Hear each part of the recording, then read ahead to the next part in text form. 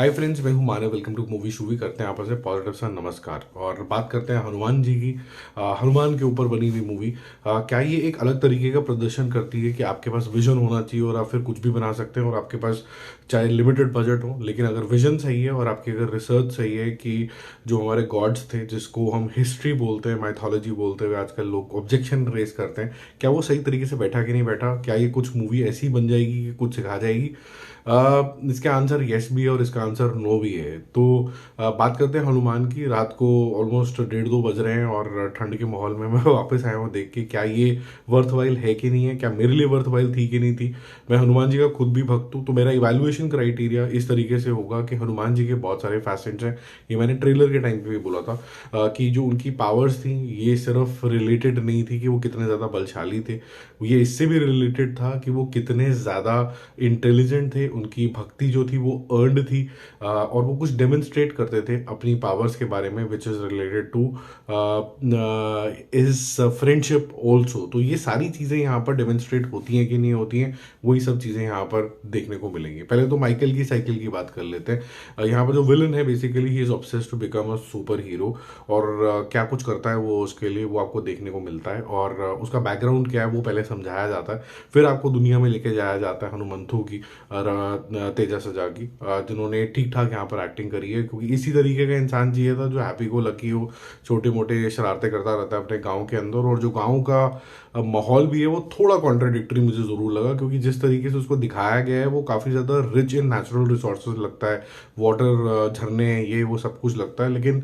थोड़े hand to mouth type के लोग हैं। बट कुछ लोग जो हैं वो थोड़े सिंसेयर हैं, कुछ लोग थोड़े अजीब से हैं।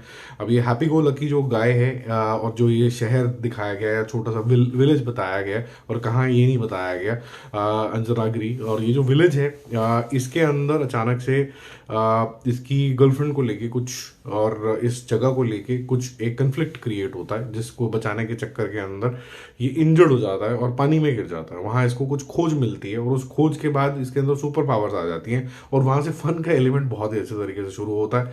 और उस फन एलिमेंट के अंदर ये कैसे ऑलमोस्ट शज़ैम बन जाता है। यहाँ पर मेरे को शज़ैम की बहुत ज़्यादा याद आई, और मिनल मुरली की भी याद आई, क्योंकि वहाँ पर जो पावर का एक्सप्लोरेशन खुद के लिए, लोगों के लिए, वो काफ़ी ज़्यादा एक्साइटिंग हो जाता है, जो यहाँ पर मूवी का भी एक अच्छा टर्निंग पॉइंट है।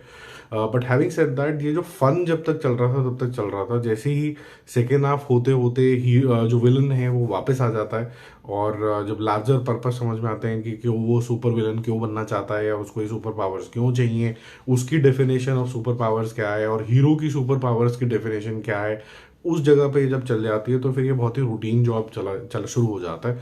वहाँ पर आपको हनुमान जी का फिर सिर्फ एक ही फैसेट नजर आता है, विच इज़ बलशाली। तो वो मेरे को थोड़ी सी प्रॉब्लम हो गई कि ये थोड़ा सा गड़बड़ होगी, और ये थोड़ा सा डाउन द हिल जाने लग जाता है, थोड़ा रूटीन जॉब होने लग जाता है। एंड स्पेसिफिकली क्योंकि बहुत ज़्यादा डीपली एक्सप्लोर नहीं किया गया है, ना तो इसकी सिस्टर के साथ इसके रिलेशनशिप, मीनाक्षी जो इसकी गर्लफ्रेंड होती है, वो गर्लफ्रेंड या बनना चाहती है, वो उसके जो रिलेशनशिप्स हैं वो जो है वो थोड़े से टच अपॉन करके छोड़ दिए जाते हैं, क्योंकि बहुत सारी बातें हो रही हैं यहाँ पर। इस जगह की बात हो रही है, इनके सिस्टर की बात हो रही है, इनकी गर्लफ्रेंड की बात हो रही है, लोगों की बातें हो रही हैं, वहाँ पर उनको भी इस्टेब्लिश करना है, फिर वेनेला किशोर भी आ जाएंगे जो आपको हंसाने की कोशिश करेंगे।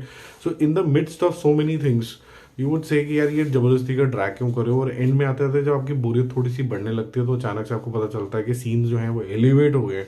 क्योंकि जैसे आपने अखंडा के अंदर देखा होगा कि किस तरीके से बैकग्राउंड में और आसमान के अंदर आपको शिव का अवतार ऑलमोस्ट दिखता है, उसी तरीके का कुछ यूज़ करने की कोशिश करेगी हनुमान जी को देख के, तो आपको जो प्रीत है, जो लगाव है हनुमान जी से, वो सामने आता हुआ ज़रूर नज़र आता है। पर एट द सेम टाइम कुछ मूवीज ऐसी होती हैं जो आपके मन के अंदर घर कर जाती हैं, ये उस तरीके की मूवी मुझे नहीं लगी, क्योंकि मुझे ऐसा लगा कि ये हनुमान जी को यूज़ करके उनका सिर्फ एक फैसेट उठाया गया है, विच इज़ सुपर शक्ति। उसके अलावा आपने कोई बहुत ज़्यादा इस्टेब्लिश नहीं किया कि ये इंसान इतना ज़्यादा हनुमान भक्त कैसे था। ये बहुत ही टच एंड गो वाली चीज़ें होगी तो आपके मन के अंदर नहीं उतरती हैं। तो मैं प्रशांत साहब से बोलूँगा कि जो आपका प्रीवियस वाला वर्जन था, जो आपने मूवी बनाया था, तेजा सजा के साथ ही बनाया था, ज़ॉम्बी रेडी, वो भी एक्सपेरिमेंटेटिव था, और वो काफ़ी ज़्यादा इंटरेस्टिंग सी एक मूवी बनी थी। एक अलग टेक था कि कैसे जॉम्बीज बन गए, और कैसे हिंदी सिनेमा, ये इंडियन सिनेमा के अंदर वो एक इंटरेस्टिंग सा टेक था। बट यहाँ पर मुझे ऐसा लगता है कि ये है तो typical hero versus somebody who wants to super power. वो बड़ा बनना चाहता है, वो क्यों बनना चाहता है और वो कहाँ से उसकी बैकग्राउंड आई है, फिर उसके बाद ये जो हीरो भाई साहब है उसको रोकने में लग जाते हैं। और एंड होते होते आपको बड़ा ही ऑब्वियस है फॉर्मूला पता है कि जब पावर्स आती है तो रिस्पॉन्सिबिलिटी आती है, तो उसकी शक्ति को जगाना होता है, which is link to Hanuman ji also, because Hanuman ji को भी एक रिमाइंडर चाहिए होता था। तो उसको थोड़ा सा लिंक करने के बाद अचानक से कुछ ऐसा होगा एंड होते होते कि आपको बोला जाएगा कि भाई एक और वर्जन तो बनता है। तो उस तरीके से ही इसकी कहानी चलती है। तो जब आप थिएटर के अंदर जाते हैं, ऑलमोस्ट ट्रेलर देखने के बाद आपको बिल्कुल पता है कि इस मूवी के अंदर क्या होने वाला है। जो मुझे सबसे इंटरेस्टिंग पार्ट इस मूवी का लगा, वो मुझे लगा कि जब ये पावर्स का दिखावा जो हो रहा था वो काफ़ी इंटरेस्टिंग तरीके से, एक जोवियल तरीके से प्रेजेंट किया गया है। उसमें अंदर एक इनोसेंस भी है और एक एक्सप्लोरेशन भी है, जो दोनों आपको अच्छी लगती हैं। Second half I think it's dull, वो थोड़ा सा नीचे चला जाता है। और एंड होते होते VFX और लार्जर देन लाइफ जो विजुअल्स हैं वो उस मूवी की सेविंग ग्रेस हो जाती हैं। बाकी जल्दी मिलते हैं रिव्यूज और अपडेट्स के साथ। Do comment, it's a okay good watch, I would not से इट्स एक्स्ट्रा ऑर्डिनरी जैसे मैंने एक्सपेक्ट किया था एटलीस्ट। तो मैं इसको 7 आउट ऑफ 10 दूंगा। Bye bye.